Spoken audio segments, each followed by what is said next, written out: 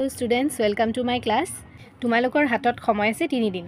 অৰ্থাৎ তোমালোকে আজি ৰাতিটো কালি তোমালোকৰ 28 তাৰিখ দিনটো তোমালোকে পাবা। তাৰ পিছতে আমাৰ মাৰ্চ মাহৰ 1 তাৰিখ 2 তাৰিখে কিন্তু তোমালোকে ৰিভিশন কৰিব লাগিব।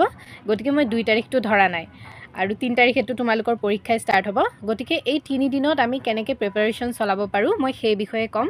কিদৰে তোমালোকে 3 দিন পঢ়ি 95+ পাব পাৰা 90+ নহয় তোমালোকে ইচ্ছা কৰিলে কিন্তু 99+ পাব পাৰা কাৰণ সংস্কৃতত মাৰ্ক উঠোৱাটো খুবেই সহজ তোমালোকে একচুয়ালি প্ৰাউড ফিল কৰিব লাগে যে তোমালোকে সংস্কৃত লৈছা যেটো তোমালোকে যদি এতিয়া সংস্কৃতৰ তুলনাত হিন্দী ধৰা মই নকওঁ যে হিন্দী খুব টান কিন্তু হিন্দী বহুত সহজ কিন্তু হিন্দীত কিছুমানৰ ধৰা লিখোতে বানান ভুল হ'ব পাৰে সংস্কৃতত অসমীয়াতে লিখিব দিয়ে ইমান প্ৰবলেমো নাই অসমীয়া অলপমান প্ৰবলেম হয় সংস্কৃতত গ্ৰামাৰখিনিৰ কাৰণে তোমালোকে চিন্তা নকৰিবা যদি তোমালোকে ৰেগুলাৰ পঢ়িছা তেতিয়াহ'লে একো চিন্তা নাই আৰু যদি পঢ়া নাই তথাপিও চিন্তা নাই মই ভিডিঅ' লৈ আহিম গ্ৰামাৰৰ কাৰণেও এই কেনেকৈ আমি কোনদিনা কি পাঠ পঢ়িম সেইখিনিহে ডিছকাছ কৰিম এই 3 দিনত আমি কেনেকৈ প্ৰিপাৰেচন চলাব পাৰোঁ 3 দিন পঢ়ি আমি কেনেকৈ মনে বিচৰা নাম্বাৰ আনিব পাৰোঁ হয়নে এই মাত্ৰ মই কৈছিলোঁ যে হিন্দীত ধৰা তোমালোকৰ কিছুমানৰ বানান ভুল হ'ব পাৰে বা লিখোতেও খুব বেছি সময় লাগিব পাৰে কাৰণ ৰচনা লিখিব দিয়ে সিহঁতৰ সময় খুব লাগে সংস্কৃতত সেইবোৰ প্ৰবলেম নাই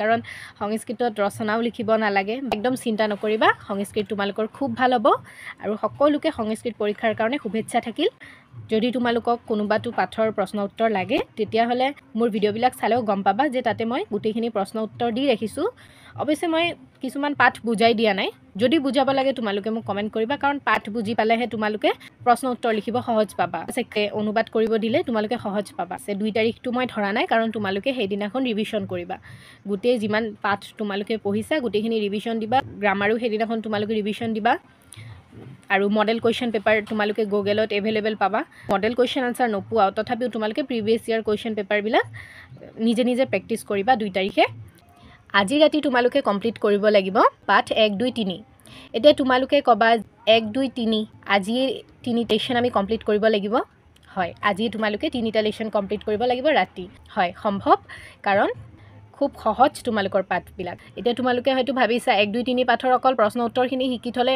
হ'বনে অকল প্ৰশ্ন উত্তৰ নহয় কি শিকিব লাগিব চোৱা শিষ্টাচাৰৰ স্তবকৰ আমি টুকাৰ্থখিনি অসমীয়ালৈ অনুবাদ কৰা শিকিম কাৰণ সুকাৰ্থখিনিয়ে অসমীয়াত অনুবাদ কৰিব দিব বা তোমালোকক গিয়াৰে কোনোবা এটা শ্লোক উঠাই দিব মানে তোমালোকক ব্যাখ্যা কৰিব দিব কিছুমানৰহে ব্যাখ্যা জানো কিছুমানৰ নাজানো কিছুমানৰ নাজানিলেও একো প্ৰবলেম নাই তোমালোকে বনাই লিখিব পাৰা এতিয়া ধৰা তোমালোকৰ ইয়ং মাতা পিতৰক ক্লেশন সাহিত্য সম্ভৱে নিনাম ন তস্য নিষ্কৃতি সক্কা কৰতুং বৰ্ষ চতুৰূপী এইটো তোমালোকক অসমীয়ালৈ অনুবাদ কৰিব দিব হয়নে এইটো অসমীয়ালৈ অনুবাদ কৰিলে হ'ব মাতৃপিতৃৰ জন্মৰ সময়ত যি কষ্ট হয় সেই ঋণ আমি 100 বছৰটো পৰিশোধ কৰিব নোৱাৰো এতিয়া হেতু তোমালোকে বনাই ধুনিয়াকৈ লিখিব পাৰা যে মাতৃয়ে আমাক 9 মাহ গৰ্ভধাৰণ কৰি কষ্টৰে আমাৰ ভৰণ পোষণ কৰে সেই ঋণ আমি 100 বছৰটো পৰিশোধ কৰিব নোৱাৰো আবিছত তোমালোকে শব্দ অৰ্থবিলাক চাবা পাঠভিত্তিক ব্যাকৰণখিনিও মই তোমালোকক কৈছিলো ৰেগুলাৰ পঢ়িবা বুলি যি সকলে পঢ়া নাই সেই সকলে 5-6 বাৰ মান ৰিডিং কৰিবা চাবা নিজে মুখস্থ হৈ যাব কোৱেশ্চন আনসাৰৰো কোনখিনি ইম্পৰ্টেন্ট সেইখিনি মই বাছি দিয়া আছে তোমালোকে ভিডিও চাব পাৰা ইচ্ছা কৰিলে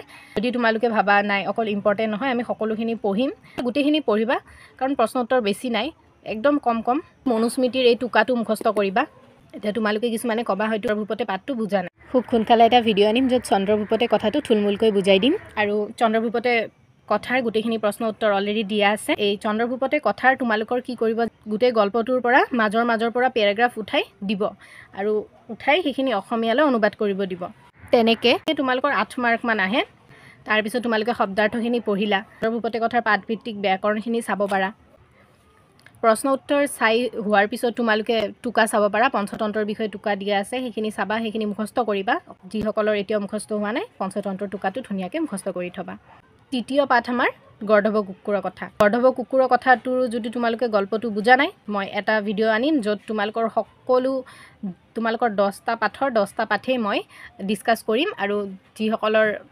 কনফিউজন আছে দূৰ হৈ যাব চন্দ্ৰভূপতে কথাৰ নিচিনা গৰ্ধব কুকুৰৰ কথাৰো একেই দিব অসমীয়ালৈ অনুবাদ কৰা শব্দাৰ্থ প্ৰথম যিখিনি আমাৰ পাঠৰ বিশ্লেষণ দিয়ে পাঠৰ বিষয়ে আমাক লিখি দিয়ে সেইখিনিও তোমালোকে পঢ়িব লাগিব যেনে ধৰা এই পাঠ্যাংশটো নাৰায়ণ পণ্ডিত বিৰচিত হিতুপদেশ নামৰ পুথিখনৰ সুহেদভেদ নামৰ অংশটোৰ পৰা লোৱা হৈছে এইখিনি কিন্তু তোমালোকে দিব আৰু জানিবও লাগিব ইয়াৰ পৰাও এই মাজৰ পৰা প্ৰশ্ন উঠাই দিয়ে গৰ্ধৱ কুকুৰৰ কথাৰো প্ৰশ্ন উত্তৰখিনি চাই তোমালোকে মুখস্থ কৰি থবা।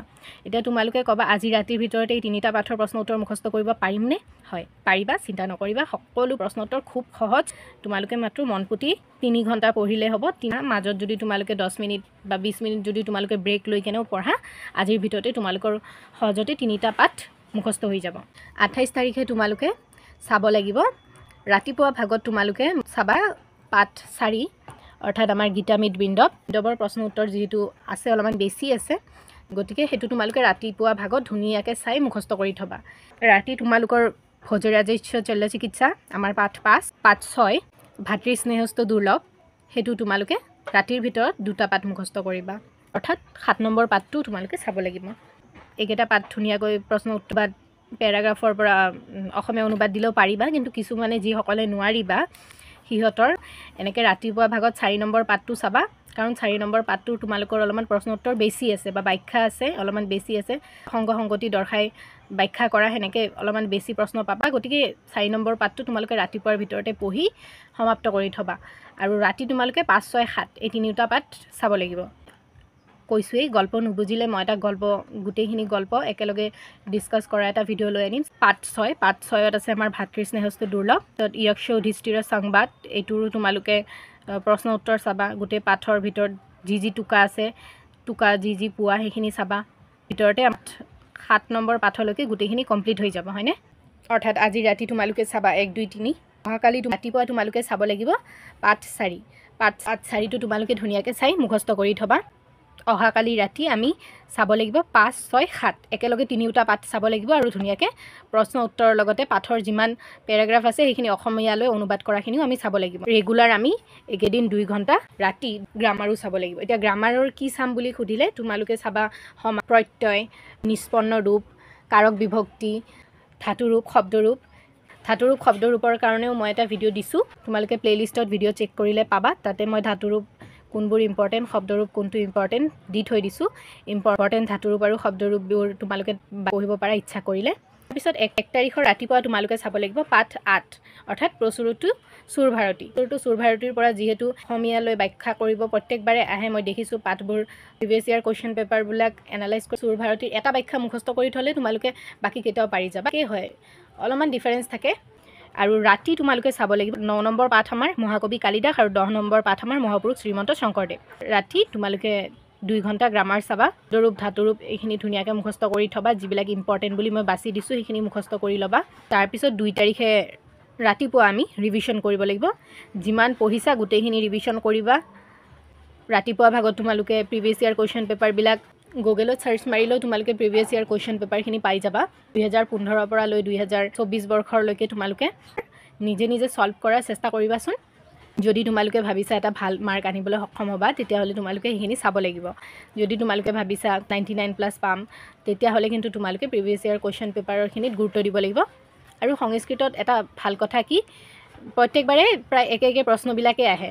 2 তাৰিখে ৰাতিপুৱা তোমালোকে গ্ৰামাৰ পঢ়িবা, লগতে প্ৰিভিয়াছ ইয়াৰ কুৱেশ্যন পেপাৰো নিজে ছল্ভ কৰিব ট্ৰাই কৰিবা। আৰু ৰাতি তোমালোকে 3 ঘণ্টামান গ্ৰামাৰখিনি চাবা।